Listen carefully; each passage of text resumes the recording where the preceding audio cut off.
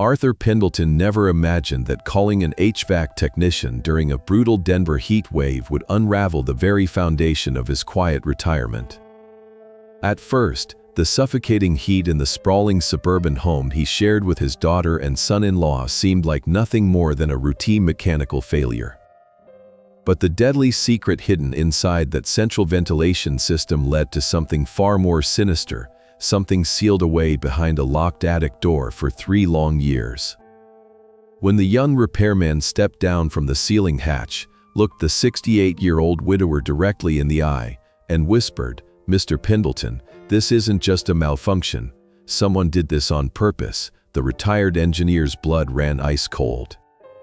This is the chilling account of how a broken air conditioner, an urgent text message from a stranger, and 5 heavy padlocks shattered a father's reality, exposing the sociopathic monster who had been sleeping just steps away from his own bedroom.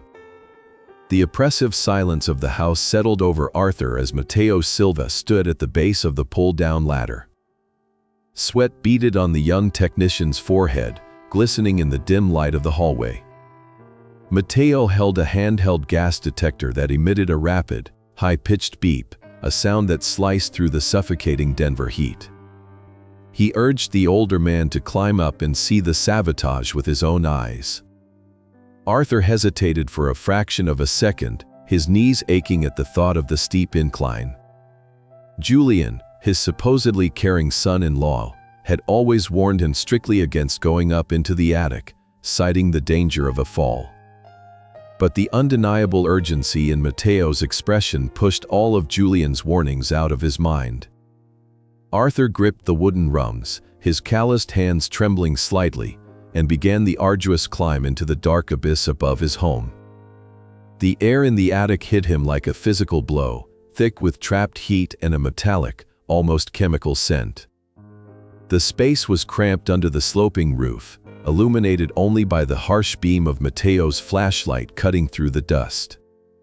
Mateo directed the light toward the massive metal casing of the central air handler, which had its side panel forcefully pried open. He pointed a gloved finger at a series of small, perfectly round holes drilled directly into the heat exchanger. The young man explained in a low, tense voice that those holes were not the result of wear and tear, but precise modifications designed to leak carbon monoxide directly into the ductwork. Furthermore, Mateo traced the path of the specific ducts receiving the lethal gas, noting that one led straight down into Arthur's ground floor bedroom. The other duct was diverted toward the far corner of the attic, disappearing behind a towering wall of stacked cardboard boxes and discarded furniture. Arthur felt a sickening lurch in his stomach as Mateo carefully pushed the heavy boxes aside to reveal what lay hidden in the shadows. There, built directly into the structural framing of the attic, was a solid wooden door that had absolutely no reason to exist. It was constructed of fresh plywood, painted a dull gray to blend in with the surrounding shadows, and devoid of any windows or standard knobs. What made Arthur's breath catch in his throat was the heavy steel hardware bolted across the frame. 5 industrial-grade padlocks hung from thick metal hasps, securing the door with a terrifying finality. This was not a storage closet or an architectural quirk of the suburban house. It was a prison cell, designed to keep something or someone permanently locked away in the dark, suffocating heat. Mateo stepped closer to the heavily fortified door and knocked firmly on the wood, calling out to ask if anyone was inside. A heavy, suffocating silence followed, broken only by the continuous, warning beep of the gas detector in the technician's hand. Arthur stepped forward, his heart pounding a frantic rhythm against his ribs, and pressed his ear flat against the rough surface of the door. At first, he heard nothing but his own ragged breathing and the rushing of blood in his ears. Then, underneath the stillness, he caught the faintest sound of a shallow, wet rasp. It was the sound of a human lung struggling to draw air in an environment completely saturated with poison. Panic flared in Arthur's chest, overriding his usual stoic demeanor as he desperately called out, pleading for whoever was inside to make a sound. For a long, agonizing moment, the attic remained perfectly still, as if the house itself were holding its breath. Then, a voice answered through the thick plywood, so weak and shattered that it barely registered as human. The voice spoke a single word, calling out, "Dad," and the sound struck Arthur with the force of a physical blow to the chest. His knees instantly buckled, forcing him to grab the sturdy doorframe to keep from collapsing onto the splintered floorboards. He knew that voice intimately, having heard it laugh, argue, and share dreams for 3 decades before a tragic oil rig explosion supposedly silenced it forever. It was David, his only son, the boy he had mourned and buried in an empty grave 3 years ago. The realization that his son had been alive all this time, locked in a toxic cage directly above his head, tore through Arthur's soul. Arthur slumped against the locked door, tears carving hot paths down his weathered cheeks as he promised his son that he was still there. Mateo quickly pulled out his phone, his face pale with shock, and began recording the entire horrific scene, documenting the locks, the drilled holes, and the lethal gas readings. The young technician instructed Arthur to stay strong, reminding him that they needed to get emergency responders to the house immediately.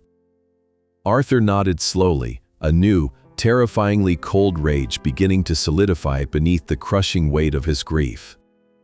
Julian had smiled at him every morning, pouring coffee while secretly pumping deadly gas into his bedroom and keeping his son chained like an animal. He pulled his own cell phone from his pocket, his thumb moving over the screen with a sudden, mechanical precision. Without another word, he dialed 911, ready to unleash the full force of the law upon the monster who ruled his home. The wail of sirens shattered the stagnant suburban quiet mere minutes after Arthur ended the call. Heavy boots pounded against the hardwood floors of the ground level as Denver police officers and firefighters swarmed the residence.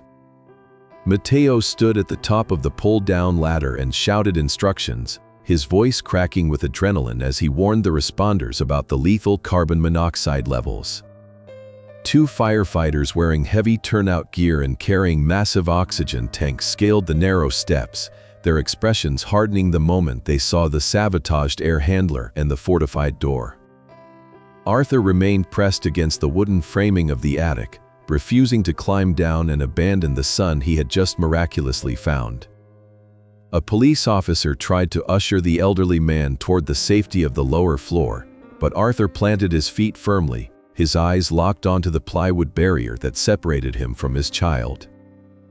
A burly firefighter stepped forward with a pair of massive bolt cutters, his muscles straining as he clamped the steel jaws around the first of the 5 industrial padlocks. The confined space amplified the sound of the thick metal groaning under immense pressure until it finally surrendered with a violent crack. He immediately moved to the second lock, sweat pouring down his face in the stifling, poisoned heat of the attic. It took agonizing minutes of sheer physical exertion to break through the remaining hardware, each metallic snap echoing like a gunshot in Arthur's ears. The firefighters worked with a frantic, coordinated intensity, fully aware that the person trapped inside was currently breathing a highly concentrated dose of toxic gas. When the 5th and final lock crashed heavily to the splintered floorboards, the lead firefighter grabbed the handle, braced his shoulder against the wood, and threw the door wide open. A wave of putrid air rolled out of the tiny enclosure, carrying the unmistakable scent of stale sweat, human waste, and profound despair. The beam of the firefighter's flashlight cut through the darkness to reveal a windowless cell measuring no more than 10 feet by 10 feet. Lying on a filthy, bare mattress in a corner was a figure so terribly emaciated that he scarcely resembled a living human being. David Pendleton, once a strong and vibrant engineer, was now entirely skin and bones, his pale skin stretched tight over a jutting ribcage and hollowed cheeks. His hair hung in long, matted clumps over his eyes, and his clothes were nothing more than soiled rags hanging loosely from his skeletal frame. His chest rose and fell in shallow, irregular gasps, a desperate struggle to draw life from the very air that was designed to kill him. Paramedics pushed past the firefighters with a collapsible stretcher and a portable oxygen tank, dropping immediately to their knees beside the fading man. The older medic pressed 2 fingers against David's sunken neck, shouting out vitals to his partner with a tone of severe urgency. He noted that the pulse was incredibly weak and thready, and the oxygen saturation monitor attached to David's skeletal finger displayed a critically low number. The younger medic quickly established an intravenous line, his hands moving with practiced speed to push fluids into the severely dehydrated body. They swiftly secured a high-flow oxygen mask over the young man's face, trying to flood his starved lungs with clean air before the carbon monoxide could cause permanent neurological failure. Arthur stumbled into the doorway of the cell, his legs trembling violently as he reached out a shaking hand to touch his son's incredibly cold shoulder. He whispered his boy's name over and over, completely shattered by the horrific reality of the torture David had endured directly above their heads. The rescue team moved with practiced efficiency, lifting David onto the stretcher and securing him with heavy straps across his fragile chest and legs. Navigating the steep, narrow attic ladder with an unconscious patient required intense focus, forcing Arthur to finally descend to the ground floor to clear the path. As they carried David through the expansive living room, Arthur noticed the expensive furnishings and pristine decor that Julian had always flaunted with pride. The stark contrast between the luxurious home below and the literal torture chamber above made Arthur feel physically sick to his stomach. They burst out the front door into the blinding glare of the Denver afternoon, completely ignoring the gathering crowd of curious neighbors who stood on their manicured lawns in absolute shock. Arthur followed blindly in their wake, his entire world narrowing down to the rhythmic flashing of the ambulance lights waiting at the curb. The heavy rear doors of the ambulance slammed shut, sealing Arthur inside the brightly lit mobile emergency room alongside his critically ill son. The vehicle lurched forward, its sirens screaming a warning to the city traffic as they sped toward the trauma center at the main Denver hospital. Arthur sat on the narrow bench, both hands gripping David's icy fingers, his eyes fixed on the steady, terrifying rhythm of the heart monitor. He stared at the bruised, sunken face of his child, realizing with sickening clarity that he had mourned an empty casket while his son rotted in the dark. Every memory of Julian smiling at the dinner table, every instance of the younger man offering to fix things around the house, now twisted into a sickening display of pure evil. A profound, icy resolve began to harden in Arthur's chest, freezing away his tears and replacing his devastating grief with a terrifying clarity. Julian Vance had stolen 3 years of David's life, and Arthur quietly vowed to the rhythmic beeping of the monitor that he would destroy the sociopathic monster completely. The sterile hum of the Denver Hospital Intensive Care Unit offered no comfort, providing only the rhythmic, mechanical assurance that David Pendleton was still alive. Arthur sat motionless in the uncomfortable plastic chair beside the hospital bed, his posture rigidly straight, embodying the quiet strength of the structural columns he used to design. Tubes and wires spiderwebbed across his son's emaciated body, delivering vital fluids and high-concentration oxygen to reverse the devastating effects of carbon monoxide poisoning. The doctors had warned Arthur that survival was only the very first step, cautioning him about severe malnutrition, profound muscle atrophy, and potential permanent neurological damage. Yet, as Arthur watched the steady rise and fall of David's fragile chest, the icy resolve he had forged in the back of the ambulance only grew exponentially thicker. He was no longer just a grieving widower or a confused old man. He was a fiercely protective father standing guard, waiting for the truth to fully emerge from the shadows of Julian Vance's unspeakable cruelty. Hours bled into the late evening before a subtle shift finally occurred in the silent room. The rhythm of the heart monitor spiked slightly, and David's sunken eyelids fluttered open, struggling against the harsh fluorescent lighting of the medical ward. Arthur immediately leaned forward, his large, calloused hands gently enveloping his son's trembling fingers, anchoring the young man back to the waking world. David turned his head with agonizing slowness, his hollow eyes locking onto his father's weathered face. A silent tear slipped down the young man's bruised cheek, disappearing beneath the edge of the clear plastic oxygen mask. Arthur whispered words of absolute safety, promising that the nightmare was truly over and that no one would ever be allowed to hurt him again. David reached up with a remarkably weak hand, pushing the oxygen mask down to rest around his neck. He ignored his father's gentle protests to rest, his voice a hoarse, painful whisper as he insisted that he needed to explain exactly what had happened 3 years ago before his memory or his strength failed him completely. The horrific narrative began in the sweltering summer 3 years prior, a time when Arthur firmly believed his son was working on a deep-water drilling rig in the Gulf of Mexico. David explained that the massive rig had experienced a catastrophic mechanical failure, forcing an emergency evacuation and a temporary shutdown of all offshore operations. Wanting to surprise his family and seek some comfort after the traumatic near miss at sea, David had flown back to Denver without calling ahead to announce his arrival. He reached the sprawling suburban house late in the evening, exhausting his remaining energy dragging his heavy duffel bag up to the front porch. Julian had opened the front door, flashing that trademark, charismatic smile, claiming that Arthur and Claire were already fast asleep and absolutely should not be disturbed. Julian played the role of the perfect host, offering the weary traveler a tall glass of ice water while he allegedly prepared the downstairs guest room. David drank it greedily, entirely unaware that the clear liquid was heavily laced with a potent, fast-acting cocktail of sedatives. Within mere minutes, the world had faded to black, violently stripping David of his freedom, his bright future, and his very existence. When David finally regained consciousness, the luxurious suburban home had been replaced by suffocating darkness and the sharp, industrial smell of raw plywood. He woke up shivering on the hard, splintered floor of the newly constructed attic cell, his head pounding with a chemically induced lethargy.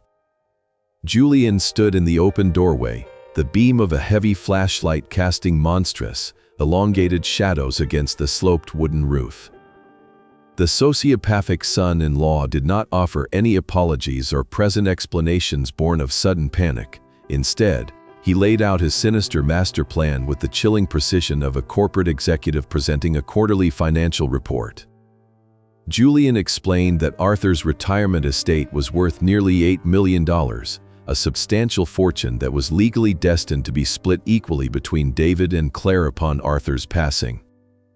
However, Julian possessed a mountain of hidden debts and a ravenous appetite for total control, making a mere 50% share utterly unacceptable to his grandiose ego.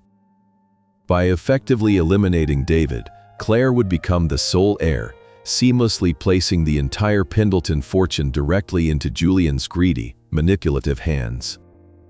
Arthur listened in absolutely horrified silence as his son detailed the sheer, calculating malice of Julian's complex deception. To prevent the authorities or the family from looking for the missing engineer, Julian aggressively capitalized on the real-life emergency evacuation of the offshore oil rig. David recounted how Julian had brought a sleek laptop up to the attic a week later, forcing the helpless captive to look closely at the glowing screen.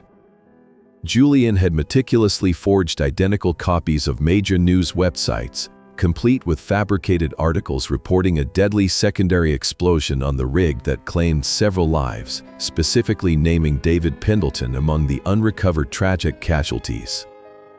Julian had sent those fabricated web links directly to Arthur and Claire, weaponizing their immense grief to permanently close the book on David's life. David wept softly as he described the psychological torture of sitting in that dark box, listening through the thin floorboards as his own father cried out in agony over the fake news articles. He had screamed until his vocal cords tore and bled, but Julian had heavily soundproofed the cell and intentionally played loud music downstairs to completely drown out the desperate pleas for salvation. The staggering magnitude of the betrayal settled over the hospital room like a suffocating lead weight, making the air feel impossibly heavy to breathe. For 3 long years, Arthur had diligently visited an empty grave, shedding countless tears over a beautifully carved granite headstone while the man responsible for his agony sat comfortably across from him at the family dinner table. Julian had orchestrated a magnificent symphony of grief, moving the entire family around like ignorant pawns on a twisted chessboard to secure his financial future. David collapsed back against the pristine white hospital pillows, his energy entirely spent, his breathing turning ragged and dangerously uneven. Arthur carefully replaced the vital oxygen mask over his son's face, his own expression terrifyingly devoid of any visible tears or typical emotional breakdown. The profound grief he had carried for years had been entirely consumed and replaced by a cold, calculating, and methodical fury. He gently squeezed his son's hand, silently absorbing the horrific confession, entirely unaware that the darkest, most shattering truth about his beloved wife Eleanor was still waiting to be spoken. The stark white walls of the intensive care unit seemed to press inward as David struggled to draw his next breath. Arthur remained perfectly still beside the bed, his thumbs gently tracing the fragile bones of his son's hand. He could sense that the darkest part of the nightmare had not yet been spoken, reading the profound hesitation in the young man's hollow eyes. David swallowed hard, his throat clicking audibly in the quiet room, before his gaze drifted away from his father and fixed on the blank ceiling. He whispered that there was something else, something Julian had confessed during one of his arrogant monologues in the attic. The sociopath had a terrifying habit of visiting the cell just to gloat, using the captive engineer as a captive audience for his brilliant, twisted machinations. Arthur tightened his grip ever so slightly, silently urging his son to release the final burden of the unspeakable truth. David recounted a bitterly cold night during his 2nd year of confinement when Julian had entered the attic reeking of expensive scotch and boundless hubris. Julian had been complaining about the agonizingly slow pace of his grand financial plan, irritated that Arthur was living longer than anticipated. To assert his absolute superiority, Julian began detailing the sheer perfection of his murder methodology, bragging about how undetectable carbon monoxide was when administered in carefully measured doses. He mocked the medical professionals, laughing at how easily a slow poisoning could mimic the natural decline of an aging human body. David's voice trembled violently as he described the monstrous gleam in Julian's eyes, a look of pure, unadulterated pride in his own lethal genius. The captive son had been forced to sit in the darkness and listen to the exact blueprint of how his family was being systematically eradicated. The devastating blow landed when Julian leaned against the wooden framing of the cell and casually mentioned that he had already conducted a flawless test run. David choked on a sob as he repeated the exact words the monster had used 3 years prior. Julian proudly confessed that he had first drilled those tiny, precise holes into the ventilation system to target the master bedroom downstairs. He explicitly stated that Eleanor Pendleton had not succumbed to natural heart failure as the doctors had confidently declared. Instead, Julian had slowly and deliberately suffocated his mother-in-law over a period of 6 months, watching her complain of chronic headaches and severe fatigue while he played the role of the deeply concerned son-in-law. He had perfected the deadly gas mixture on her, ensuring that the local coroner would see nothing more than the tragic passing of an elderly woman with a weakening heart. The monitors beside the bed beeped a frantic warning as David cried, but Arthur did not move, did not speak, and did not shed a single tear.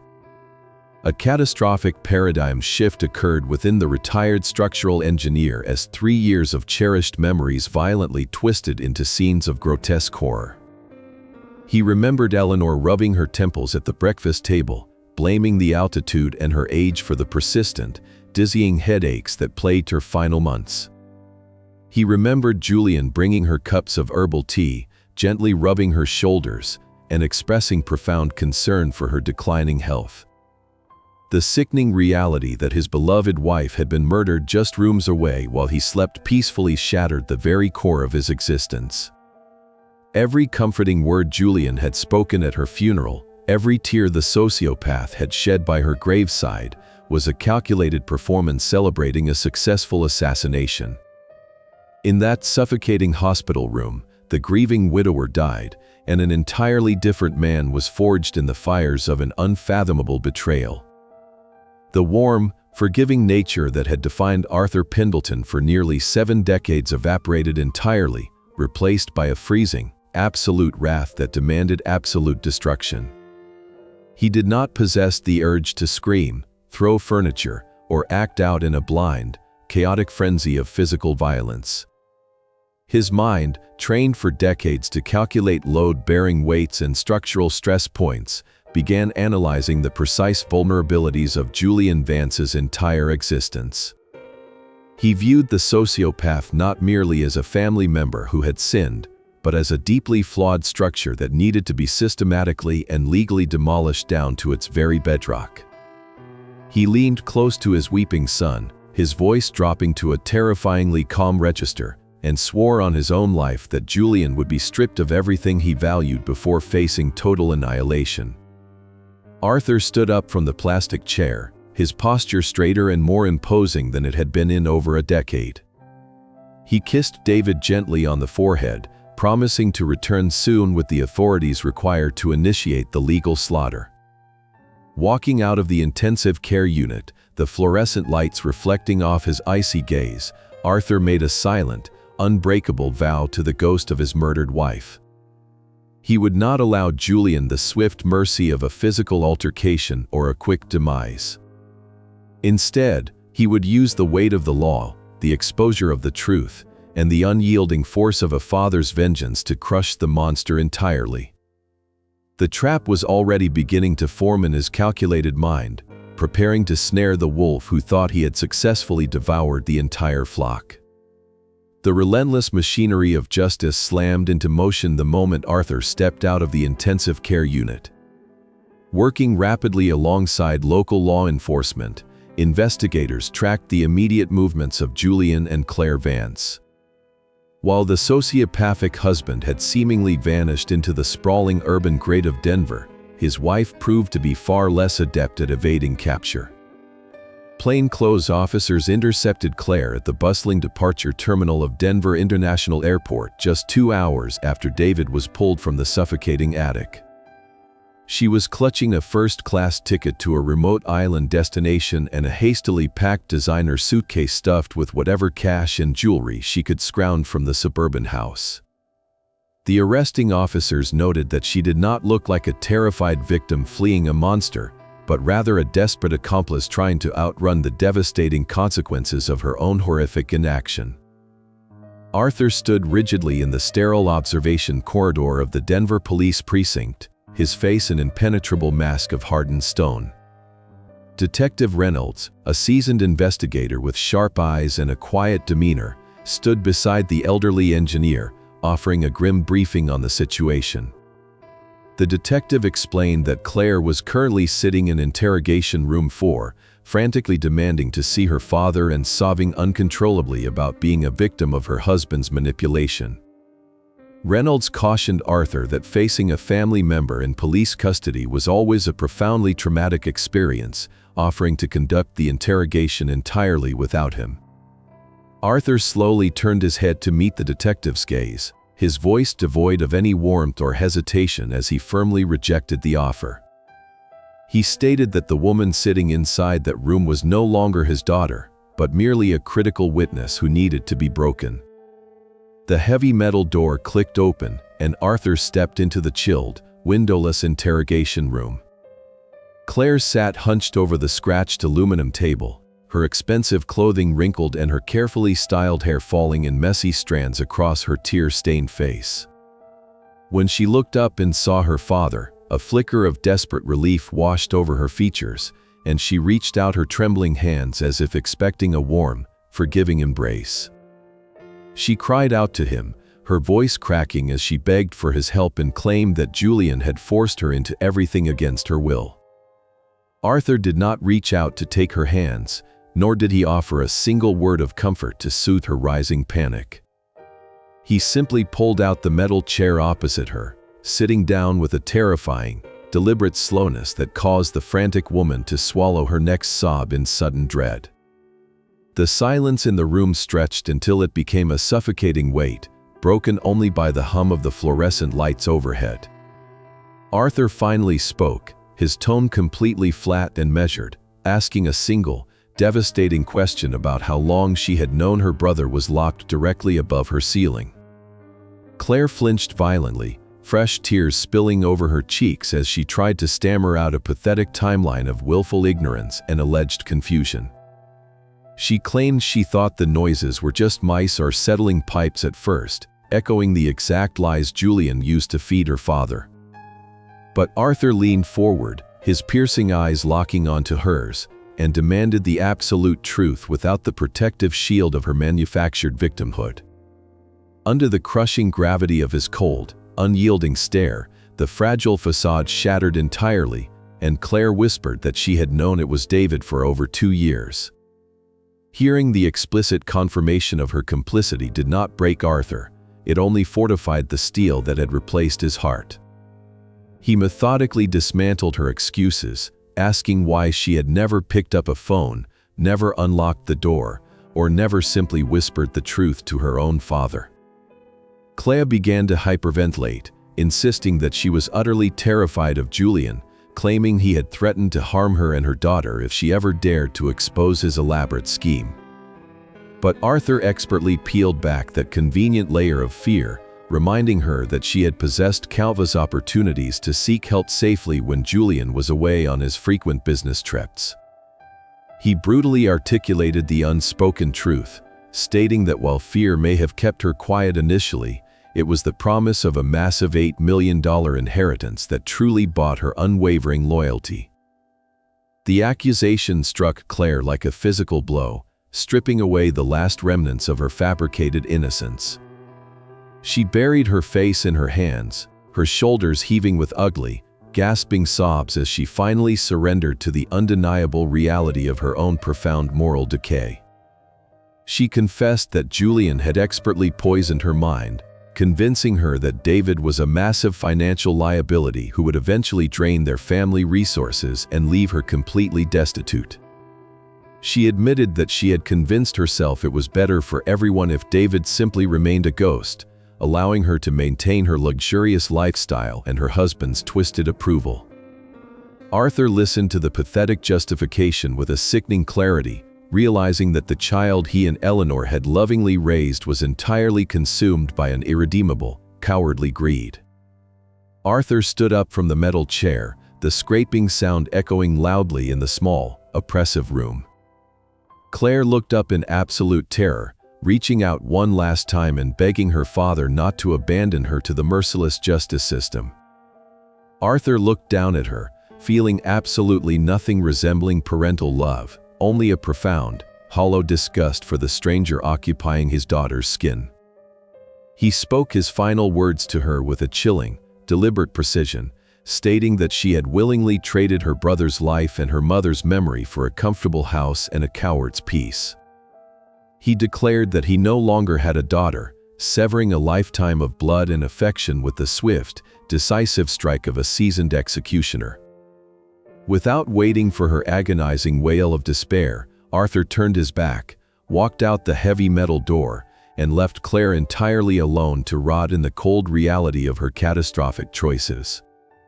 Following the brutal severing of his relationship with his cowardly daughter, Arthur Pendleton barely had time to process the bitter reality before his phone vibrated with an urgent call. Detective Reynolds requested the retired engineer's immediate presence at the federal field office in downtown Denver.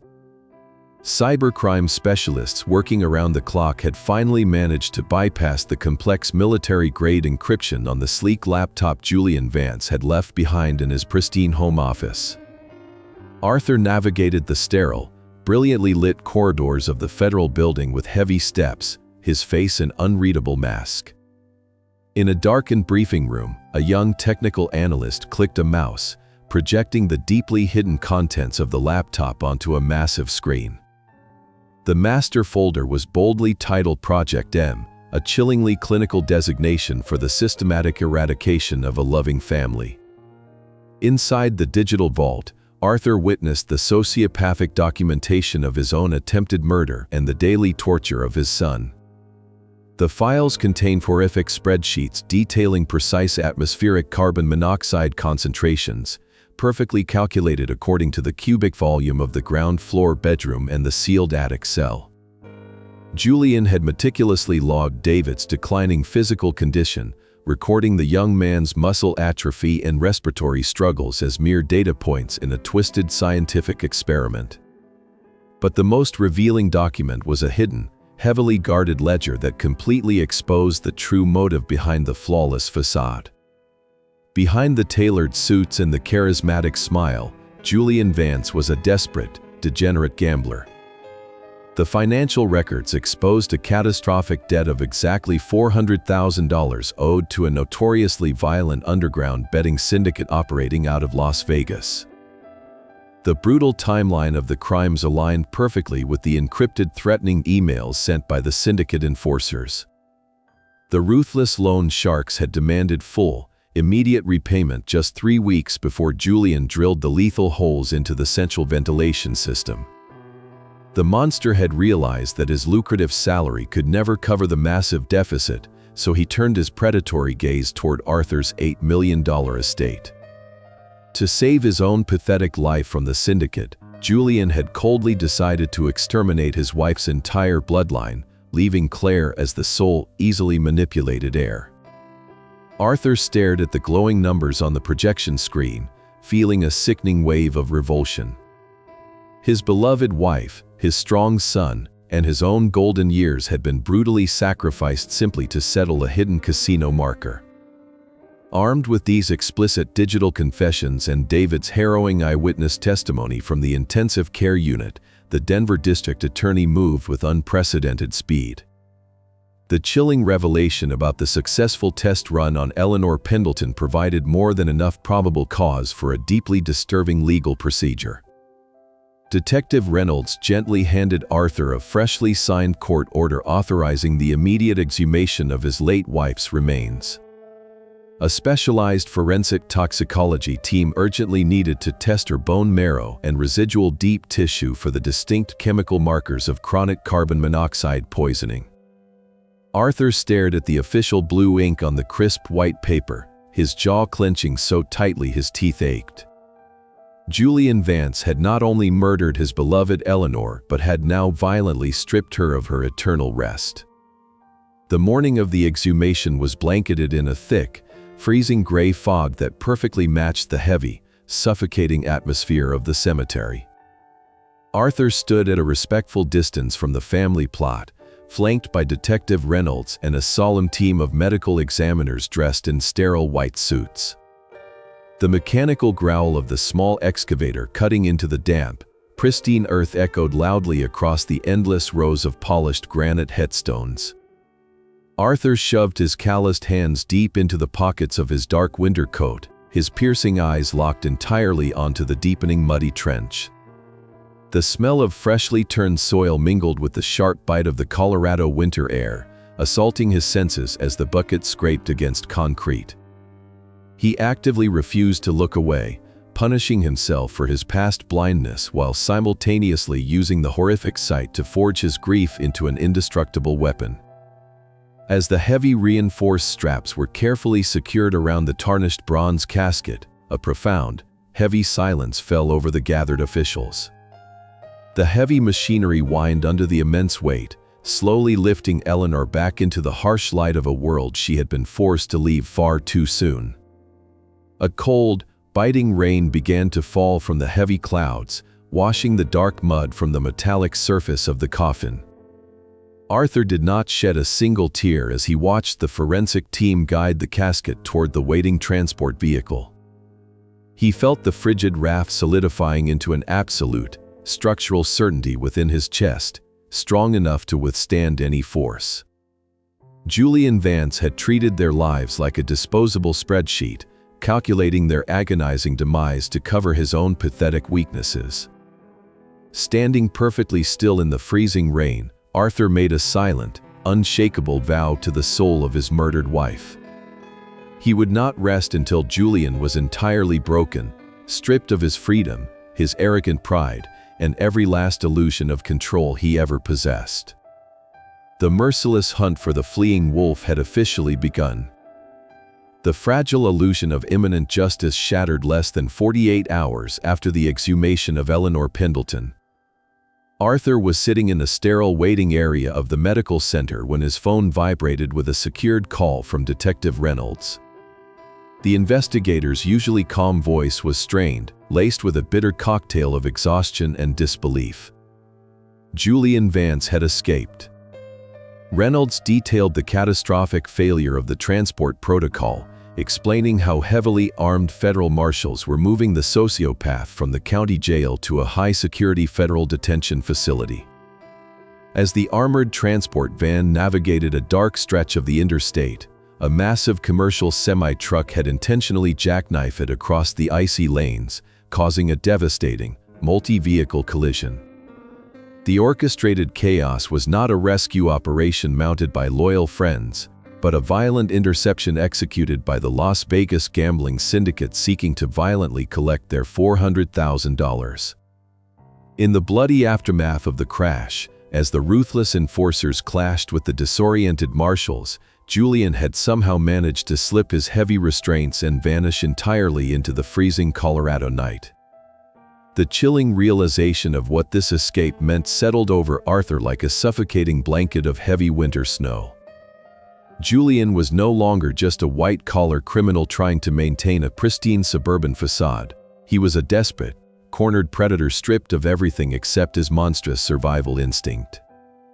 Hunted simultaneously by the relentless apparatus of the federal government and a ruthless underground criminal enterprise, Julian had absolutely nothing left to lose. Detective Reynolds explicitly warned Arthur that sociopaths invariably double down on their absolute need for control when faced with total ruin, making the fleeing fugitive exponentially more dangerous than ever before. The Federal Bureau of Investigation immediately activated their highest threat level protocols, officially declaring Arthur and David as primary targets for retaliation or extortion. The rigid, methodical legal system that Arthur had trusted to crush his enemy had fundamentally failed, allowing the venomous snake to slither back into the tall grass. Within the hour, a heavily armed tactical extraction team swarmed the medical center to initiate the mandatory relocation protocol. David, who was only just beginning to regain a fraction of his physical strength, was carefully loaded into an unmarked, armored medical transport vehicle under the cover of darkness. Arthur sat rigidly in the back of a blacked-out government sport utility vehicle, his icy gaze fixed on the blurred city lights as the convoy sped toward the remote outskirts of Denver. They arrived at an undisclosed federal safe house, a nondescript, heavily fortified concrete structure nestled deep within a desolate, snow-covered canyon. The perimeter was immediately secured by grim-faced agents carrying automatic weapons, effectively transforming the isolated property into an impenetrable fortress. Despite the overwhelming display of state-sponsored protection, Arthur felt the cold knot of tension in his chest pull even tighter, fully aware that concrete walls and armed guards could only delay an inevitable confrontation. The interior of the safe house was aggressively sterile, characterized by drawn blackout curtains, reinforced steel doors, and an oppressive, artificial silence. For David, this secure, isolated environment did not provide comfort, but instead triggered a catastrophic psychological regression. The windowless interior bedroom, the heavy locks engaging with loud metallic clanks, and a strictly enforced confinement perfectly mirrored the 3 agonizing years he had spent trapped in Julian's suffocating attic cell. Arthur watched in silent agony as his fragile son suffered through violent panic attacks, his emaciated frame trembling uncontrollably whenever a heavy door closed too loudly. The retired engineer spent hours sitting beside the narrow bed, holding David's shaking hands and quietly repeating unbreakable promises of absolute safety. Yet, as he watched his son endure the torture of his memories, Arthur realized that this protective sanctuary was merely another cage, and Julian was still actively dictating the terms of their miserable existence. As midnight completely swallowed the isolated canyon, Arthur abandoned any attempt at sleep and took up a solitary vigil in the dimly lit living room of the safe house. He sat perfectly motionless in a hard wooden chair facing the reinforced steel front door, a cup of black coffee turning completely cold in his calloused hands. His analytical mind, trained for decades to anticipate structural failures and calculate dynamic loads, began to meticulously dissect Julian's psychological architecture. A man driven by such profound narcissism and pathological entitlement would never simply disappear into the wilderness or accept a life of quiet poverty on the run. Julian required leverage, he required an audience, and above all, he required a mechanism to fund his ultimate escape from the Vegas syndicate. Staring into the oppressive shadows of the safe house, Arthur came to a cold, terrifying conclusion about the fundamental nature of the hunt. To catch a starving wolf, one could not simply hide behind thick walls and wait for the winter to pass. One had to step out into the freezing clearing and offer the beast a piece of bleeding bait.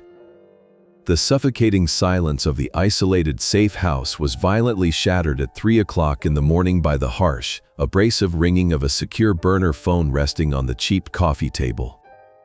Arthur Pendleton had not slept a single minute, remaining perfectly still in his hard wooden chair, his gaze fixed on the glowing screen illuminating the darkened room.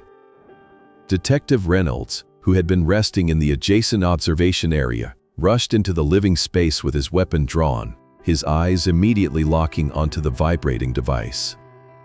They both knew exactly who possessed that specific encrypted number.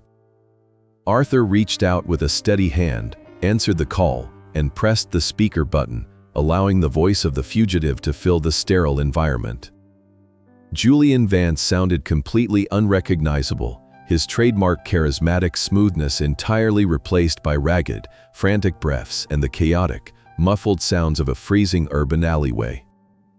The sociopath was bleeding, desperate, and actively hunted by both federal marshals and ruthless syndicate enforcers, transforming him into a highly volatile and completely unpredictable threat. Julian did not waste time with pleasantries or his usual manipulative charm, choosing instead to launch directly into a vile, terrifying extortion demand that targeted the most vulnerable member of the fractured family.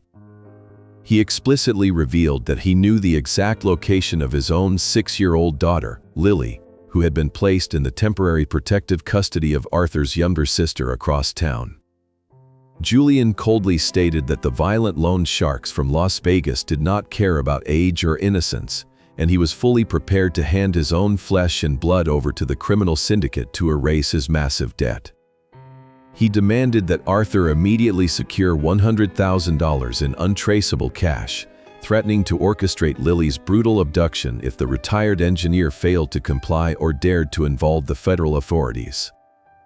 The sheer, unfathomable depravity of a father actively threatening to sell his own little girl to violent criminals extinguished any lingering, microscopic trace of humanity Arthur might have believed his son-in-law still possessed. Arthur listened to the sickening ultimatum without exhibiting a single physical tremor, his breathing remaining perfectly measured as Julian dictated the terrifying terms of the ransom. Julian ordered Arthur to await further instructions regarding a drop location for the following afternoon, explicitly warning that any sign of police surveillance would result in immediate, catastrophic consequences for the innocent child.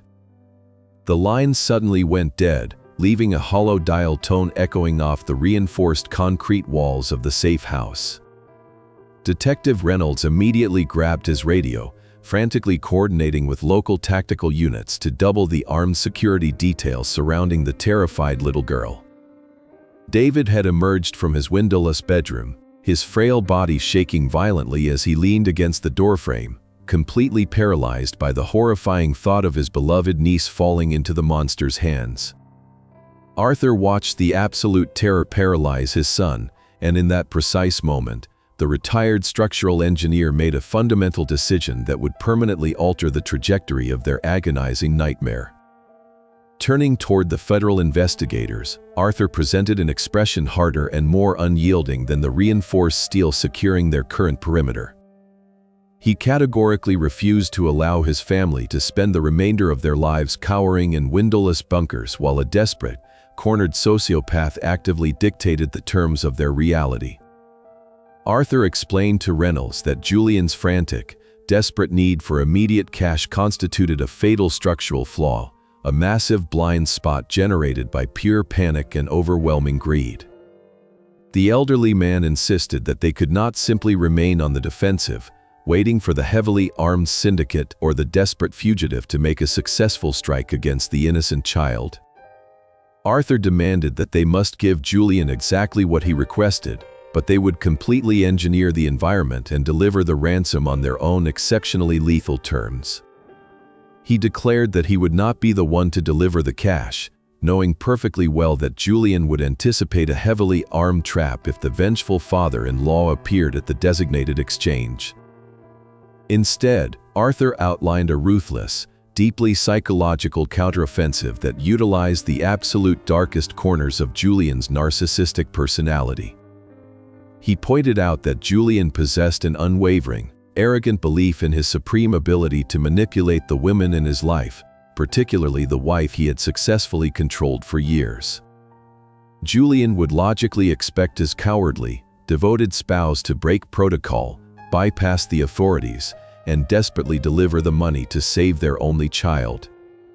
Arthur looked directly at Detective Reynolds and demanded that the federal agents extract Claire from her maximum security holding cell to serve as the living bait for the intricate trap.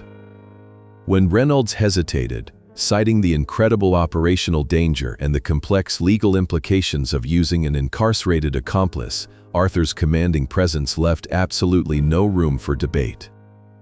The stoic father coldly stated that his disgraced daughter owed an unpayable debt of blood to the family she had betrayed, and it was finally time for her to pay it by helping to completely annihilate the monster she had so fiercely protected. The extraction of Claire Vance from her maximum security cell occurred long before sunrise. She was transported in the back of an armored federal vehicle to a highly secured staging area located just blocks away from the bustling heart of downtown Denver. When she was finally led into the makeshift command center, stripped of her orange prison jumpsuit and dressed in unassuming civilian clothes, she looked nothing like the entitled suburban housewife she had been just days prior. She was trembling uncontrollably, her eyes darting around the room filled with heavily armed tactical agents and banks of glowing surveillance monitors. Arthur stood in the far corner of the room, his arms crossed tightly over his chest, watching his disgraced daughter with an expression carved from glacial ice. He felt absolutely no residual parental instinct to comfort her, possessing only a rigid determination to ensure she executed her critical role flawlessly. Detective Reynolds took charge of the briefing, his voice clipped and highly professional as he outlined the precise mechanics of the trap. Claire was to carry a heavy black briefcase containing exactly $100,000 in marked, sequential bills provided directly by the Federal Bureau. She was instructed to walk into a specifically chosen, high-traffic coffee shop situated on a crowded pedestrian mall, order a drink, and sit at a corner table adjacent to large glass windows. A female technician approached Claire, instructing her to unbutton her blouse slightly to attach a microscopic audio transmitter directly over her sternum. The technician expertly taped the wire in place, ensuring that every ragged breath and every terrified whisper would be broadcast instantly to the surveillance van parked 3 blocks away. Claire winced as the cold adhesive touched her skin, her gaze instinctively seeking her father for any microscopic sign of reassurance that she would survive the afternoon. Arthur stepped forward, closing the physical distance between them, his towering presence completely swallowing the oxygen in the small room. Claire opened her mouth to apologize, tears already spilling over her pale cheeks, but Arthur raised a single hand to instantly silence her pathetic display. He spoke in a voice that was barely above a whisper, yet it resonated with a terrifying, absolute authority that chilled every federal agent in the room. He reminded her that the monster she had married, the man she had allowed to torture her brother and murder her mother, was currently hunting her own 6-year-old daughter. Arthur stated clearly that this operation was not an opportunity for redemption or a path to parental forgiveness. It was simply the collection of a blood debt, a mandatory payment required to ensure that innocent little Lily did not pay the ultimate price for her mother's catastrophic cowardice. He told her to stop crying, hold her head high, and play the role of the obedient, desperate wife one final time. The sheer gravity of her father's cold ultimatum seemed to finally penetrate the thick fog of Claire's profound self-pity. She swallowed hard, nodding mechanically as she gripped the handle of the black briefcase with white-knuckled intensity. Tactical teams began moving out, quietly infiltrating the designated downtown sector hours before the scheduled afternoon rendezvous. The chosen coffee shop was meticulously rigged to function as a cage. The barista steaming milk behind the counter was a seasoned undercover agent, and the college students typing frantically on laptops near the exit were highly trained tactical operators.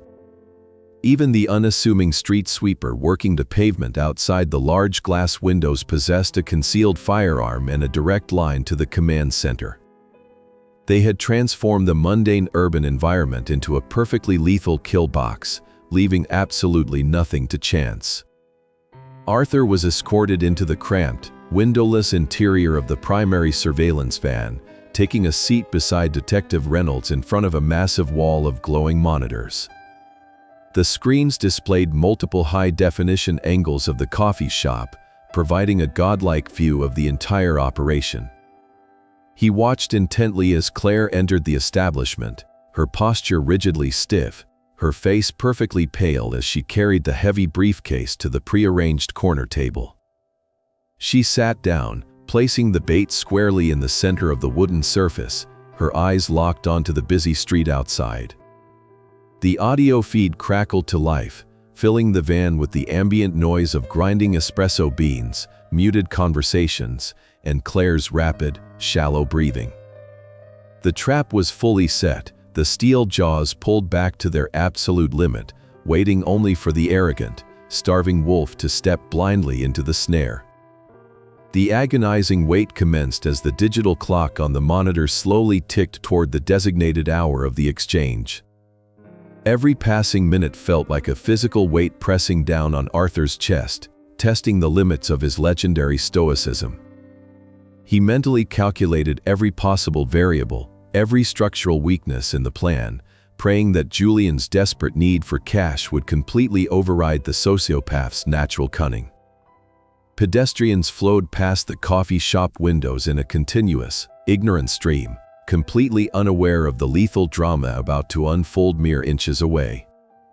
Reynolds sat perfectly still, his finger resting lightly on the transmission button, ready to authorize the takedown the instant the target was positively identified.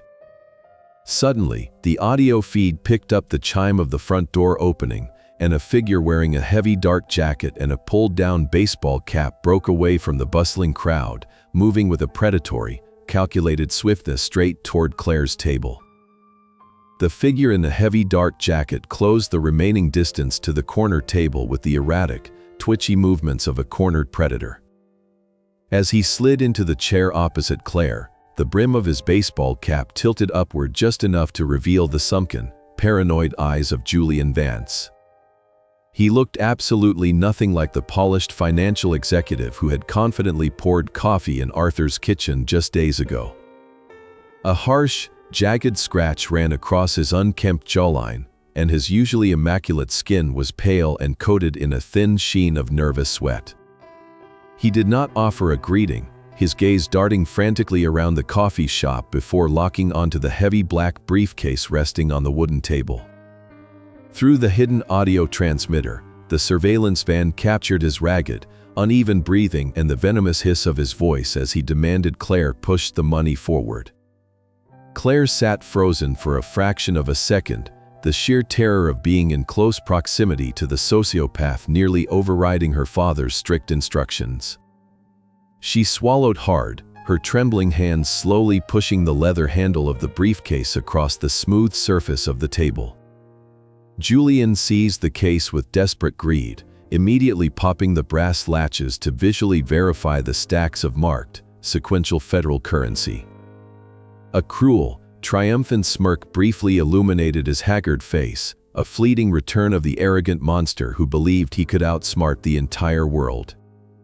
He leaned closer to his terrified wife, whispering a vile promise that he would still send the Vegas syndicate after her father the moment he crossed international borders.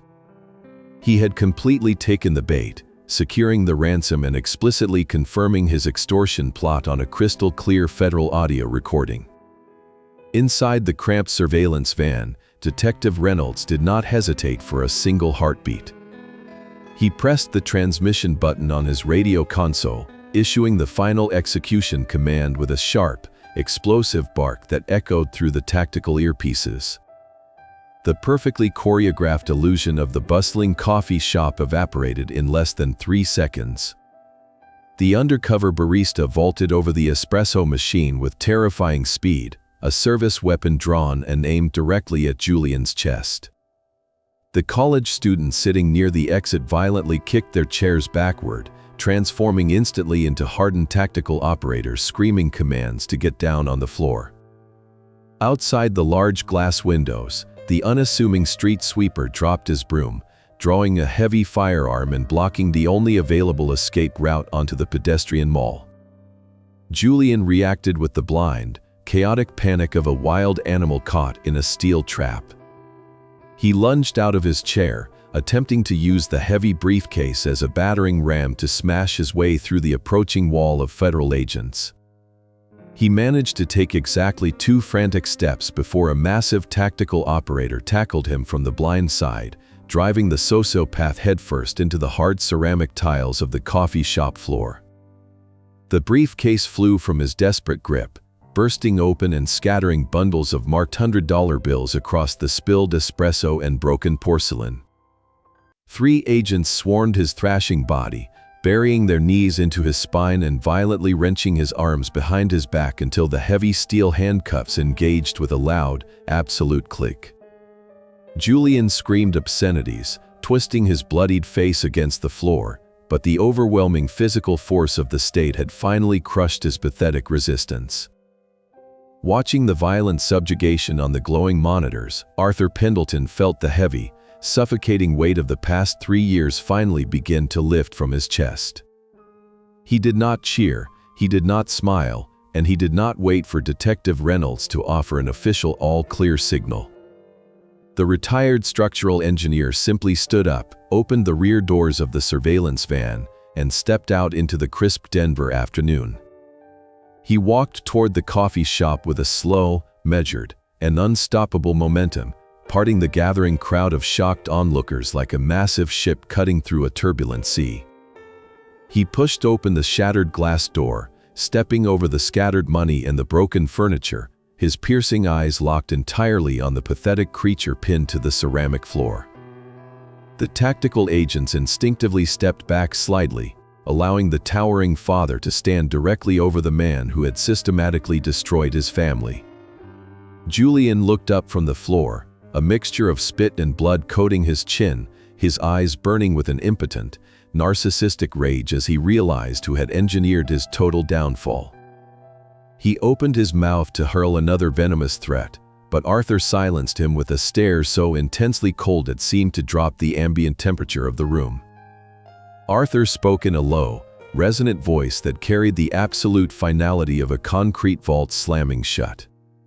He told Julian that he was nothing but a weak, pathetic parasite who had fundamentally failed to understand the indestructible strength of a true family. Arthur affirmed his victory by declaring that Julian would rot in a concrete box for the rest of his miserable life, completely forgotten by the world, while the Pendleton bloodline survived and thrived without him. The trial commenced 6 months after the violent arrest on the coffee shop floor.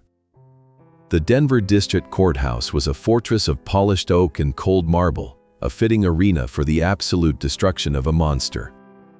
Julian Vance sat at the defense table, his tailored suit hanging loosely on a frame that had withered significantly during his time in maximum security. He attempted to project an aura of composed victimhood, offering pathetic, pleading glances toward the jury box whenever the judge looked away. Arthur Pendleton sat in the front row of the gallery directly behind the prosecution, his posture as rigid and unyielding as a steel beam. Beside him sat David, leaning heavily on a wooden cane but possessing a steady gaze that refused to waver. The retired structural engineer did not view this trial as a pursuit of emotional closure, but rather as the final phase of a mandatory demolition project designed to eradicate the sociopath from their lives permanently. The state prosecution orchestrated a methodical and utterly devastating presentation of the evidence over 2 grueling weeks. Detective Reynolds walked the silent jury through the monstrous digital architecture of the encrypted laptop, projecting the horrific spreadsheets that calculated the exact lethal doses of carbon monoxide. Mateo Silva took the stand to recount the chilling discovery of the sabotaged air handler and the 5 industrial padlocks securing the attic door, his voice steady but laced with lingering horror. The most harrowing day of the trial featured the chief medical examiner, who presented the undeniable forensic toxicology reports confirming that Eleanor Pendleton had been systematically poisoned to death. Through it all, Arthur remained an impenetrable statue of quiet fury, watching the undeniable truth strip away every layer of Julian's carefully constructed suburban camouflage until only the ugly, naked greed remained for the entire world to witness. Cornered by an insurmountable mountain of forensic data and crystal-clear audio recordings, the desperate defense attorney attempted a final strategy built entirely on manufactured sympathy.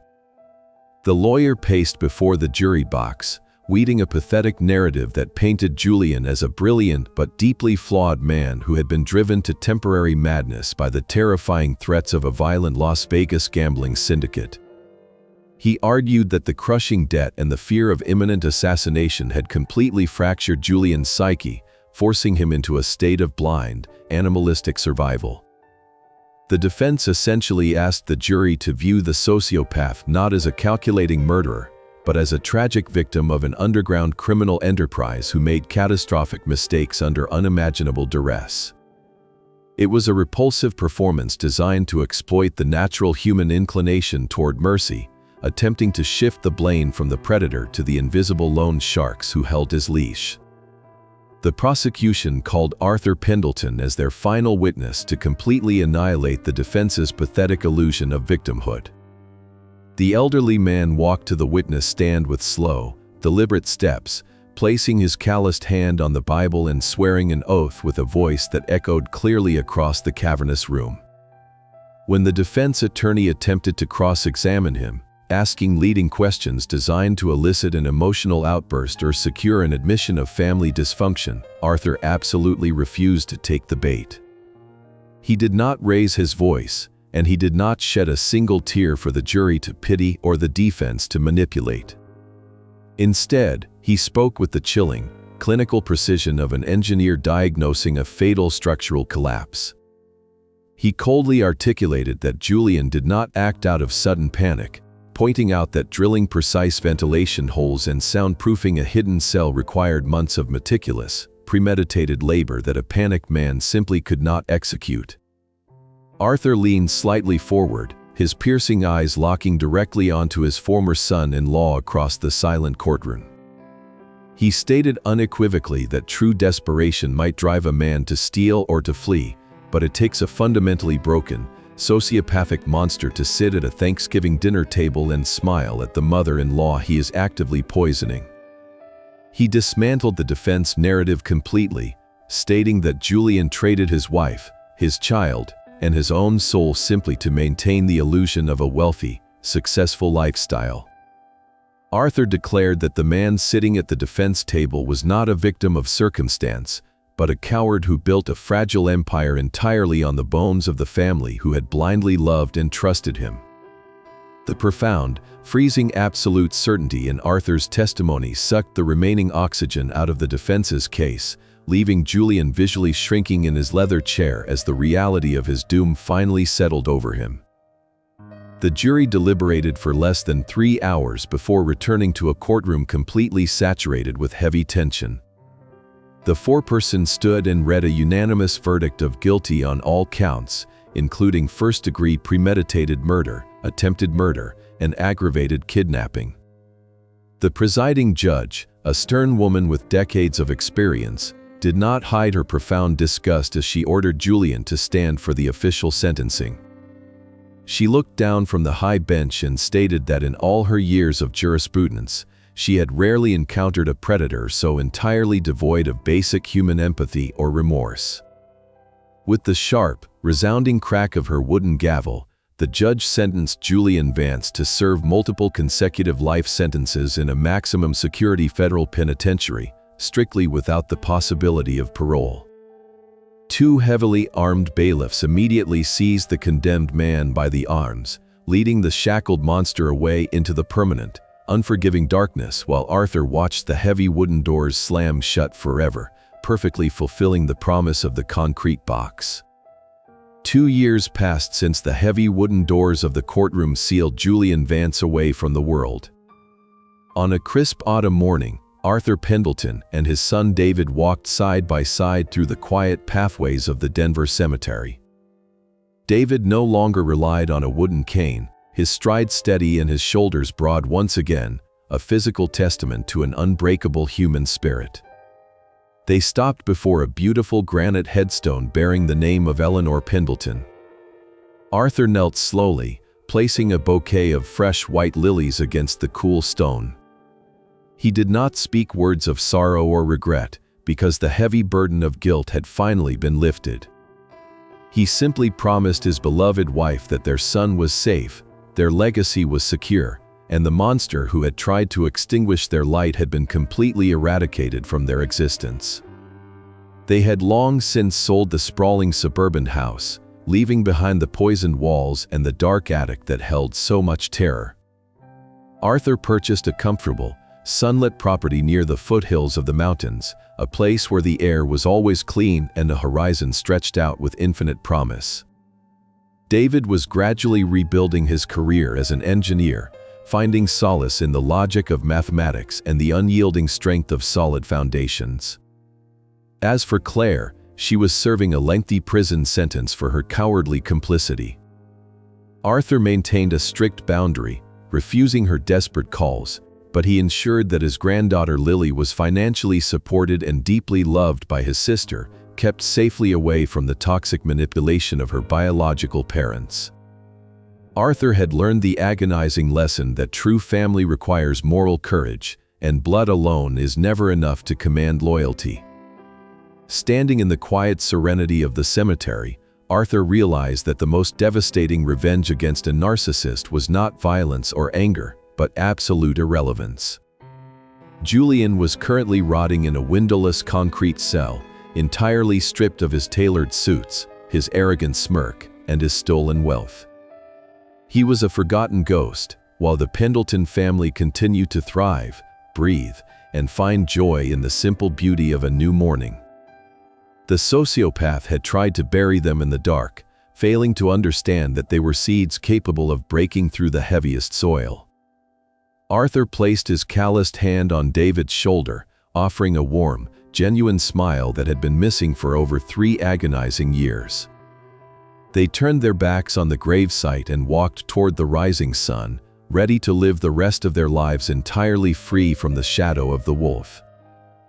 The story of Arthur Pendleton serves as a profound reminder that monsters do not always lurk in dark alleys. Sometimes, they sit perfectly dressed at our own dinner tables. It teaches us that predators often use our deepest love, our empathy, and our most inherent trust as weapons against us. But more importantly, it proves that the quiet strength of a loving father and the relentless pursuit of truth can shatter even the most meticulously calculated evil. We must never ignore our gut instincts to keep the peace, and we must never allow the cowardice of others to dictate our reality. True justice is not about acting out in chaotic anger, but about standing firm, gathering the truth, and letting the immense weight of consequence crush those who believe they are untouchable. The ultimate victory is choosing to heal and refusing to let betrayal define the rest of your life. If Arthur's unbreakable resolve and his journey toward justice resonated with you, please hit that like button and subscribe to our channel so you can listen to captivating news stories every single day. We highly encourage you to share this video with your friends and family to spread these powerful life lessons to those who might need a reminder of their own strength. How did this story make you feel? Have you ever had to confront a betrayal from someone you deeply trusted, or had to make a heartbreaking decision to cut ties in order to protect your peace? Please leave a comment below to share your personal experiences and feelings from the bottom of your heart, because your voice truly matters to this community. We wish everyone watching this video abundant health, daily happiness, and a life filled with profound peace. Goodbye, and we will see you in the next video.